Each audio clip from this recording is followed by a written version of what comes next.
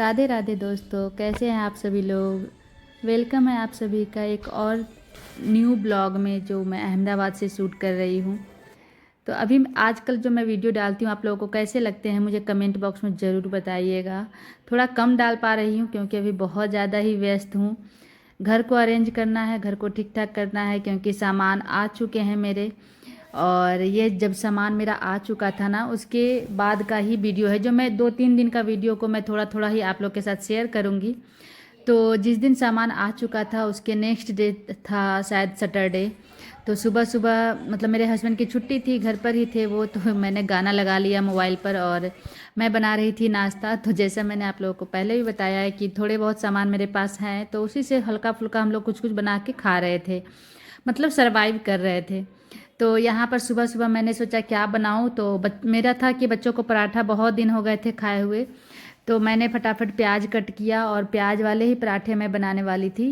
तो थोड़े बहुत सामान हैं मेरे पास, तो मैंने इसमें प्याज में ही अजवाइन मिलाया। और ये आप देख सकते हैं ये खूबसूरत सा करी पत्ता, एक्चुअली मेरे घर के सामने में ही एक मतलब एक दूसरा घर है जिसके अंदर ये एक बड़ा सा करी पत्ता का ट्री है। तो वहीं से मेरे हस्बैंड तोड़ करके लाए थे। तो मैंने इसको ग्लास में डाल के रखा था ना, तो लगभग ये 1 वीक तक इसी तरह एकदम फ्रेश थे। तो मैं यहाँ पर यूज कर रही थी उस करी पत्ते को ही, मैंने अच्छे से धो करके इसको ग्लास में स्टोर किया था। तो बस इसको मैं थोड़ा सा करी पत्ता इसमें मैंने मिला दिया क्योंकि अभी मेरे पास ज़्यादा कुछ मिलाने के लिए सामान थे नहीं। तो मैंने प्याज, थोड़ी सी हल्दी, थोड़ा सा मसाला, थोड़ा नमक, थोड़ा अजवाइन और करी पत्ता डाल करके आटा को थाली में ही गूँथ रही हूँ। तो मुझे थाली में गूँथना उतने बढ़िया से आता नहीं है क्योंकि बचपन से ही हम लोगों ने जो आटा गूँथने वाला होता है बर्तन, उसी में मैंने आटे को गूँथा है। तो अभी तो बस एडजस्ट कर रही थी ना मैं, और सामान मेरा खुला नहीं था, इसलिए मैं थाली में ही आटे को गूँथ लूँगी। और यहाँ मैं आम को पका रही थी। तो हस्बैंड ने कच्चा वाला आम लेकर के आए थे, लगभग 1 kg जैसा लेकर के आ गए थे। तो मेरे पास फ्रीज था नहीं स्टोर करने के लिए, और मैंने ही आम मंगवाया था। मेरे छोटे वाले बेटे का ना थोड़ा लगता है जैसे कि गर्म, मतलब अचानक से गर्म गर्म नहीं हो जाता है शरीर, अचानक से आपको पॉटी होने लगता है, ज़्यादा लूज मोशन हो जाता है। तो लग रहा था जैसे कि उसे लू लग गया है, क्योंकि यहाँ का जो गर्मी था ना वो थोड़ा डिफरेंट है विशाखापट्टनम से। तो हम लोग, मैंने मतलब मम्मी को बताया, तो मम्मी ने फिर बोला कि कच्चा आम पका करके उसके शरीर में लगा दो और उसका शरबत भी बना करके उसको पिलाना। तो इसलिए मैं आम मंगवाई थी। तो मैंने 2 आम चढ़ा दिए थे उबालने के लिए, ताकि कुछ मतलब थोड़े पल्प का मैं शरबत बना दूं, बाकी दोनों आम का ही कुछ पल्प मैं दोनों बच्चों के शरीर में लगा करके फिर स्नान करवाऊंगी। तो ये एक क्या बोलते हैं, आम जो होते हैं, मतलब कहा जाता है ऐसा कि वो लू को निकालता है आपके बॉडी से, इसलिए उसको लगाना चाहिए।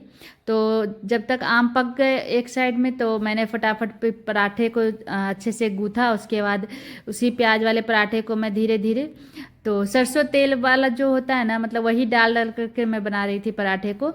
तो हम लोग सुबह के नाश्ते में मैं और हस्बैंड चाय पराठा खा लेंगे, और बच्चे सॉस छोटा वाला मैंने पैकेट मंगा के रखा था, तो वो लोग सॉस पराठा खा लेंगे, या फिर अगर दही मतलब दही मैं जमा रही थी तो दही पराठा भी वो लोग खा सकते हैं। तो इसी बीच सुबह सुबह ही, क्योंकि सैटरडे संडे छुट्टी रहता है, तो पापा मेरे वीडियो कॉल कर देते हैं ग्रुप में जहाँ हम लोग फैमिली पूरे बात करते हैं, तो मैं उससे में बात भी कर रही थी। और फिर वही नेक्स्ट डे मैं आपको दिखा रही हूँ कि सामान मेरा जिस तरह से आया था, बहुत सारा सामान आया था। तो छोटे छोटे क्लिप मैं शेयर कर रही हूँ आप लोगों को। तो ये 1 दिन पहले का क्लिप है जब सामान मेरा आया था और मैं अकेले ही इसको रिसीव कर रही थी। तो मुझे तो एक्सपीरियंस नहीं था, तो मुझे तो समझ में भी, मतलब पहले तो मुझे लगा कि पता नहीं मेरे से होगा भी कि नहीं, क्योंकि सामान बहुत था। लेकिन जो भैया लोग आए थे ना, वो लोग बहुत ही अच्छे से मतलब समझ रहे थे, और ऊपर से यहाँ लैंग्वेज बैरियर भी नहीं था, तो मैं अच्छे से कर पाई। और सारा सामान मैंने रखवा लिया था घर पर, कुछ सामान को मैंने बाहर रखवाए थे। और यहाँ मैं लिस्ट में टिक कर रही थी नंबरिंग को, जो भी जितने नंबर के आ रहे थे, सभी कार्टन के ऊपर एक नंबर डला हुआ था, सभी में 1 2 3 4 इस तरह करके नंबर था, और मुझे 72 नंबर को काउंट करके रखवाना था। तो मैंने तो रखवा लिया था। उसके बाद ये फिर नेक्स्ट डे का है, जब मतलब सामान को मैंने खोलना शुरू किया, क्योंकि इस घर में मैंने आप लोग को पहले ही बताया है ना कि रैक नहीं है। मतलब ये इधर का घर का ही पता नहीं क्या ही है। मेरे ओनर के घर में भी रैक नहीं है, पता नहीं वो लोग कैसे सामान को एडजस्ट करते हैं।